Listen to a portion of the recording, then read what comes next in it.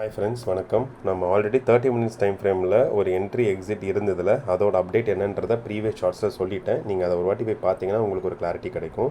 இப்போ நம்ம பார்க்க போகிறது வந்துட்டு நேற்று நம்ம இதுதான் ரெசிஸ்டன்ஸ், இதுதான் சப்போர்ட்டுன்னு சொல்லியிருந்தோம்.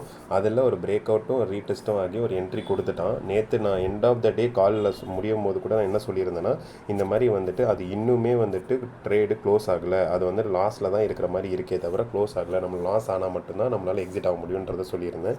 இன்றைக்கி பார்த்திங்கன்னா நல்லபடியாக இங்கேருந்து ஒரு ட்ரேடு கொடுத்தவன் ட்ரேடு எடுத்து அவன் அழகாக வந்து டார்கெட் அதுக்கும் மேலே எவ்வளோ ரிட்டர்ன்ஸ் வந்திருக்கணுமோ அதுக்கும் மேலே, இப்போ ஃபார் எக்ஸாம்பிள் இதுதான் என்ட்ரி, இதுதான் ஸ்டாப் லாஸ்ன்னு வச்சுக்கோங்களேன்.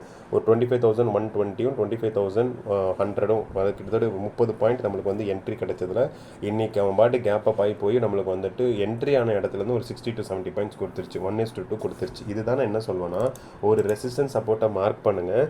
உங்களுக்கு ரீடெஸ்ட் ஆகி அந்த டைமில் 20 மூவிங் ஆவரேஜ் கிட்ட வருது அப்படின்னா அதுக்கப்புறம் உங்களுக்கு வந்து ரிஸ்க் ரிவார்ட் கம்மியான ஒரு என்ட்ரி கிடைக்கும். அந்த என்ட்ரியை வச்சு நீங்கள் ட்ரேட் எடுக்கும் போது உங்களுக்கு வந்துட்டு கம்மியான ரிஸ்கில் அதிகமான ரிவார்ட் கிடைக்கும்ன்றது தான் என் கான்செப்ட்.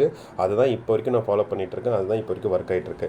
இதே மாதிரி நீங்களும் ஒர்க் எடுத்துருக்கீங்களா, இல்லை நீங்கள் என்ன மாதிரி ட்ரேட் எடுத்தீங்க, இன்றைக்கி எப்படி ட்ரேட் எடுத்தீங்க அப்படின்றத வந்துட்டு நீங்கள் கமெண்ட் செக்ஷனில் சொல்லுங்கள். அதே மாதிரி இந்த மாதிரி வீடியோஸ் வேணும்னாலும் சொல்லுங்கள். நம்ம எதெல்லாம் வேணாலும் போடலாம். இண்டெக்ஸ் மட்டும் இல்லை, எல்லாத்துலேயுமே ஒர்க் ஆகும். அதுலேயும் நம்ம போடலாம். நன்றி, வணக்கம்.